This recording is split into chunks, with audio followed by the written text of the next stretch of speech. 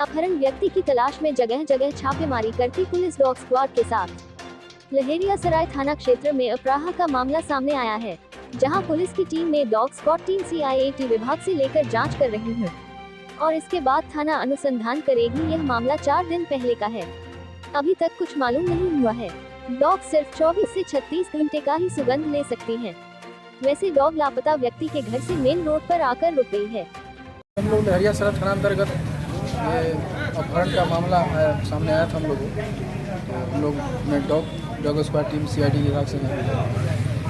हम लोग जहाँ तक जैसे हुआ जांच डॉग के द्वारा हम लोग आए मेन रोड पे आके डॉग जैसे हम लोग ये फिर अनुसंधान इंस्पेक्टर हमारे थाना माध्यम से अनुसंधान करेंगे, फिर आगे का जो मामला 4 दिन पहले का 4 दिन और डॉग जो 24 से 36 घंटा तक उसका सेंट लेता है, इससे ज़्यादा लेगा नहीं। लेकिन हम लोग जहाँ तक कोशिश की है, जो गली में आए वो डॉग घर से उनके घर से वो गली तक डॉग आके मेन रोड पे आके रुक गया। मामला है कि जो गायब हो गया है उसका नाम ज्योति कुमार सानी, पिता का नाम है स्वर्गीय मिश्री लाल सानी, जो किला घाट मदौली का रहने वाला।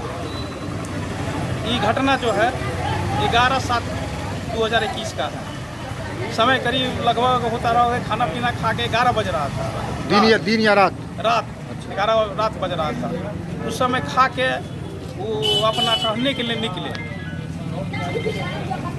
निकले तो बहुत देर तक नहीं आए, वापस नहीं आए। आशंका व्यक्त हुआ हम लोगों को कि भाई इतना देर हो गया है, 2 घंटा हो गया है, क्या क्यों नहीं आए।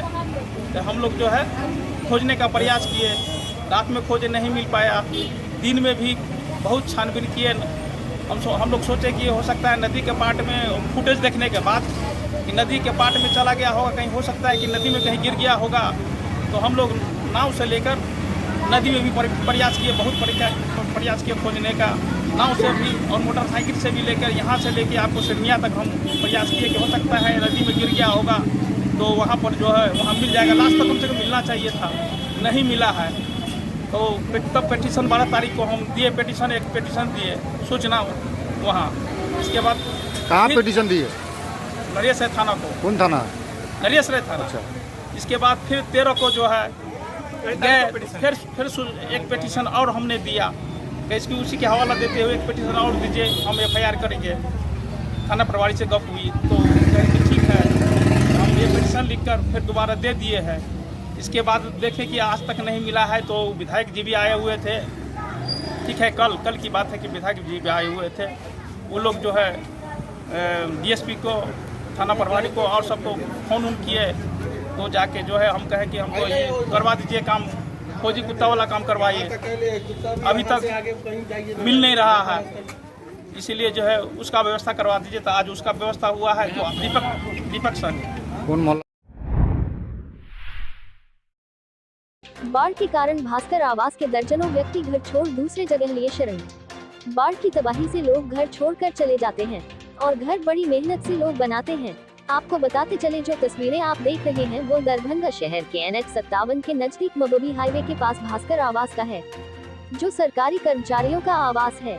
आपको बता दें कि इस पूरे आवास में जितने घर हैं, उस घर में कोई व्यक्ति नहीं है।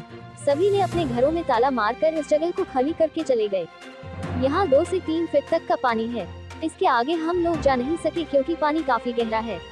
आपको फिर से बता दें कि बिहार में बाढ़ ने जो तांडव मचाया है, उससे कई जाने गई है और उसकी गिनती करने बैठे तो कानूनी और सरकारी तौर पर 20 से 22 निकलते हैं, जिसकी पूरी पुष्टिकरण नहीं हो पाती है। उत्तर बिहार की तमाम नदियां, चाहे वह कमला, बागमती, बूढ़ी गंडक इत्यादि नदियां, सभी खतरे के निशान से ऊपर हैं, जिसके कारण लोगों की जिंदगी खतरे में पड़ गई है। दरभंगा नगर निगम के समक्ष भाकपा माले से जुड़े सैकड़ों कार्यकर्ताओं व नेताओं के नेतृत्व में नगर में कोविड से मरे मृतकों के परिजनों को 4 लाख मुआवजा देने, नगर में व्याप्त जल जमाव की समस्याओं का अविलंब निदान करने, अतिरिक्त होल्डिंग टैक्स को वापस लेने और नगर निगम के अंदर आने वाले स्वास्थ्य केंद्रों को ठीक करने सहित 10 सूत्री मांगों को लेकर 1 दिवसीय सत्याग्रह किया गया। सत्याग्रह में शामिल भाकपा माले के कार्यकर्ताओं, महिलाओं व नागरिकों में शहर में व्याप्त जल जमाव, बढ़ाए गए अतिरिक्त होर्डिंग टैक्स व नगर के बदहाल स्वास्थ्य केंद्रों को लेकर काफी नाराजगी जताते हुए आक्रोशपूर्ण नारेबाजी किया गया। सत्याग्रह को संबोधित करते हुए भाकपा माले की स्थायी जिला कमेटी सदस्य भूषण मंडल कहा कि आज हमारी पार्टी पूरे बिहार में प्रदर्शन के जरिए मांग कर रही है कि कोविड महामारी के दौरान कोविड सहित अन्य बीमारियों से मरे लोगों को 4 लाख मुआवजा दे, और जब पूरा देश कोविड महामारी में मरे लोगों की सदमे में है, ऐसे में सरकार कोविड से मरे लोगों का आंकड़ा छुपा रही है, जो किसी भी कीमत पर भाकपा माले बर्दाश्त नहीं करेगी। हम नगर निगम के महापौर के माध्यम से सरकार से मांग करते हैं कि कोविड से मरे तमाम नगर वासियों के परिजनों को 4 लाख मुआवजा देने का प्रबंध किया जाए। सत्याग्रह को संबोधित करते हुए इंसाफ मंच के प्रदेश उपाध्यक्ष नियाज अहमद ने कहा कि पूरे शहर में व्याप्त जल जमाव की समस्याओं से नगरवासी त्रस्त हैं। जल जमाव की समस्याओं ने नगर निगम का पोल खोल कर रख दिया है। वही जबकि जल जमाव की समस्याओं को दूर करने के नाम पर हर साल लाखों रुपयों का लूट हो रहा है और काम कुछ नहीं। नगर निगम के महापौर जल जमाव की समस्याओं को अविलंब दूर करें। हमारी पार्टी मांग करती है कि कोविड महामारी को देखते हुए नगर के तमाम स्वास्थ्य केंद्रों को अविलंब ठीक किया जाए ताकि कोविड की तीसरे लहर का मुकाबला किया जा सके। शहर में हम जो अपने को खोए हैं, कोविड में जो हम मरे हैं, सरकार की लापरवाही से जो लड़े हैं, वो मरे हैं, उनके सवालों को कि 4 लाख रुपया मुआवजा मिले, और जो बच्चे नाबालिग हैं उनकी पढ़ाई लिखाई का खर्च ये सरकार उठावे, क्योंकि ये कोविड में सरकार की लापरवाही से इलाज के बगैर लोग मरे हैं। इस सवाल पर पूरे बिहार में हमारा भाकपा माले का सत्याग्रह है। हम दरभंगा शहर में जो जल जमाव है, जल जमाव का स्थायी निदान हो, इस सवाल पर सत्याग्रह में हम बैठे हैं। हम पूरे दरभंगा में जो जल जमाव का समस्या है वो तमाम लोग जानते हैं कि जल जमाव का जो समस्या है, और नगर निगम ये लूट मचा रखा है। नगर निगम के जो मेयर हैं, नगर निगम के जो पदाधिकारी हैं, जब बरसात शुरू होता है तब नाला का उड़ाही का बात करते हैं, तब जाकर के नाला की बात करते हैं। हम इस सवाल को यहाँ दरभंगा के प्रशासक जो है नगर निगम के, वहाँ हम उठा रहे हैं कि बरसात में नाला का जो उड़ाही कर रहा है ये आपका लूट है। इस लूट को रोकिए और दरभंगा को जल जमाव से निजात दिलाइए। दूसरी तरफ हम कहना चाहते हैं कि हम सारा टैक्स देते हैं, दरभंगा वासी तमाम तरह के टैक्स नगर निगम को देते हैं, तो अतिरिक्त 360 रुपया जो अतिरिक्त टैक्स लगाया गया है, जनता पर जो बोझ लगाया गया है, उसकी समाप्ति की बात भी हम यहाँ के प्रशासक से कहे हैं कि उसको समाप्त कराया जाए।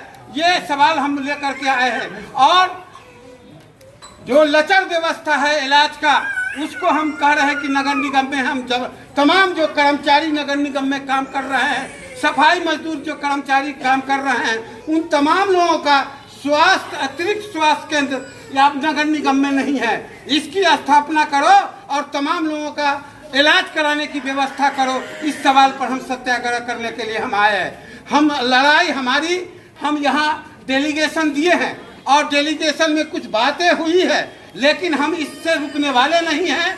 अगर नगर निगम प्रशासक अगर तमाम सवालों पर, जैसे पंडा सराय में हमारा भगत सिंह मोहल्ला बसा है, वहाँ स्ट्रीट लाइट का सवाल है, शौचालय का सवाल है, हम जब टैक्स दे रहे हैं तो हम ये तमाम बुनियादी जो सवाल है, शिक्षा का सवाल हो, तमाम जो बुनियादी सवाल है, अगर प्रशासक यहाँ का हल नहीं करता है तो हम निश्चित रूप पर कह रहे हैं कि आज 1 दिवसीय हम सत्याग्रह किए हैं। अगर अगला 15 दिन के अंदर में अगर कार्रवाई नहीं हुई तो हम कर्मचारियों का जो सवाल है, यहाँ के सफाई मजदूरों का जो सवाल है, इन तमाम सवालों को लेकर के, और दरभंगा का जो सवाल है जल जमाव का और कोविड में जो मरे हैं मुआवजा के सवाल को लेकर के हम लंबा आंदोलन करेंगे और नगर निगम के तमाम गेटों को हम बंद कर देंगे। इस सवाल को हम कहने के लिए आए हैं। हम तमाम मीडिया से भी हम अपील करेंगे कि आप देखे हैं जल जमाव का क्या समस्या है, और कोविड के समय में इलाज के लिए गरीब गुरबा सड़क पर बउआ रहा था, कहीं कोई इलाज का व्यवस्था नहीं है। इसलिए पूरे बिहार में हम भाकपा माले के लोग जो तीसरी लहर जो आ रही है उसकी तैयारी के लिए हम प्रशासक को हम जगाने के लिए यहाँ आए हैं कि तीसरी लहर जो होने वाली है उसके लिए आप तैयारी करो, आप स्वास्थ्य व्यवस्था का दुरुस्त करो। इस सवाल पर हम सत्याग्रह करने के लिए आए हैं। इसलिए आज सत्याग्रह के माध्यम से हम जो 15 सूत्री डिमांड रखे हैं, उन तमाम डिमांडों पर हम चाहेंगे कि यहाँ नगर निगम प्रशासक उस पर कार्रवाई करे। अगर कार्रवाई नहीं करेगा तो हम इनको चैन से नहीं बैठने देंगे। ये बात हम अल्टीमेटम कहने के लिए आए हैं। एक बार फिर पहले और दूसरे डोज के लिए पूर्व से लहेरियासराय स्थित शिक्षा भवन टीकाकरण केंद्र पर कोरोना से बचाव के लिए वैक्सीनेशन के 400 लोगों के लिए यहां उपलब्ध टीका कराया गया। टीकाकरण के लिए सुबह 10 बजे से शाम के 4 बजे तक टीकाकरण का कार्य संपन्न हुआ। इस टीकाकरण केंद्र पर बड़ी संख्या में लोगों ने पहुंचकर टीका लगवाया।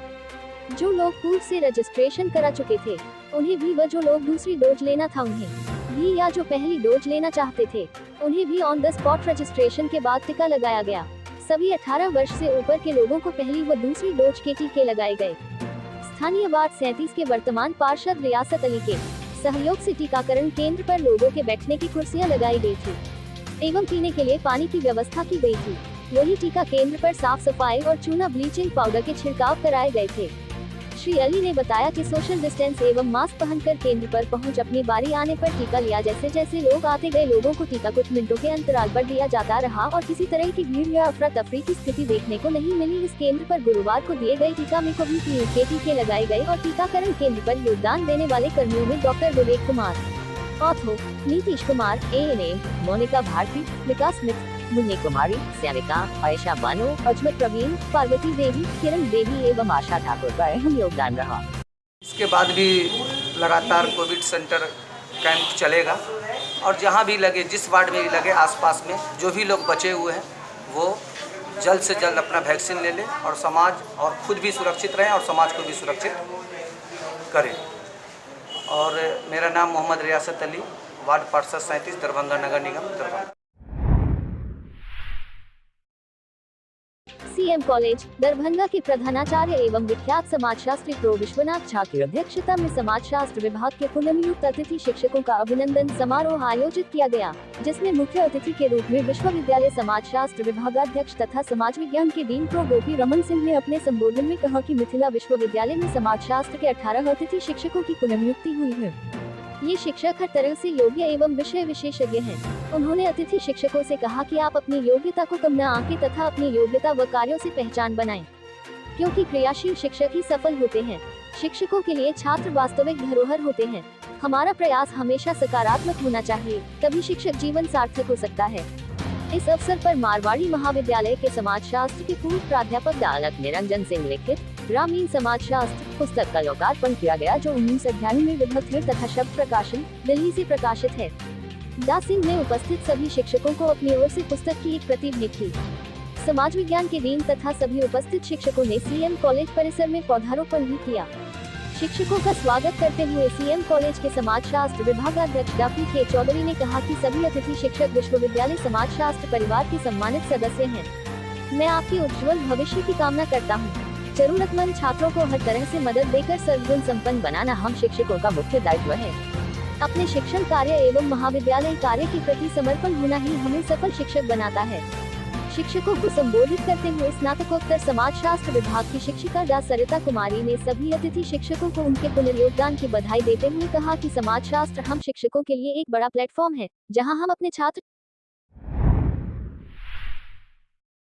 मुक्तापुर समस्तीपुर रेलखंड के मध्य रेल पुल पर डाउन लाइन पानी के बढ़ते स्तर को देखते हुए संरक्षा और यात्री सुरक्षा के मद्देनजर दरभंगा समस्तीपुर रेलखंड पर ट्रेन परिचालन में बदलाव। समस्तीपुर मंडल के दरभंगा समस्तीपुर रेलखंड के Muktapur Samastipur station down line के मध्य रेल पुल सम 01 पर बाढ़ के पानी के बढ़ते स्तर को देखते हुए संरक्षा एवं यात्री सुरक्षा के मद्देनजर समस्तीपुर मुक्तापुर के मध्य दिनांक 15 जुलाई 2021 को निम्न गाड़ियों का मार्ग परिवर्तन रद्दीकरण आंशिक समापन किया गया है।